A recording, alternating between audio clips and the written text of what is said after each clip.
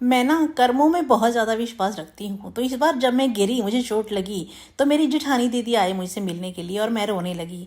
मैंने कहा कि शायद मैंने अपनी ज़िंदगी में या पिछली ज़िंदगी में बहुत सारे लोगों की कमर तोड़ी होगी, इसलिए मुझे बार बार ये चोट लग रही है।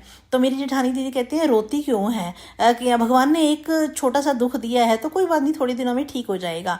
और बाकी सारे सुख भी तो उसी ने दिए हैं।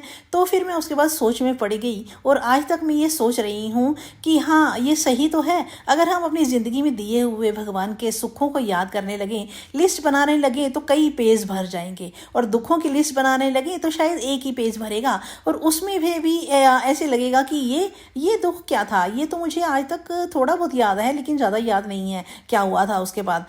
तो वो उसको काट देंगे हम। तो दूसरा दुख जब देखेंगे तो उसमें लगेगा कि इसके बाद तो अच्छा ही हुआ था, तो ये दुख कहाँ हुआ, ये तो सुख ही हुआ है ना। तो इस तरह से करते करते उस पेज के सारे दुख भी कट जाएंगे।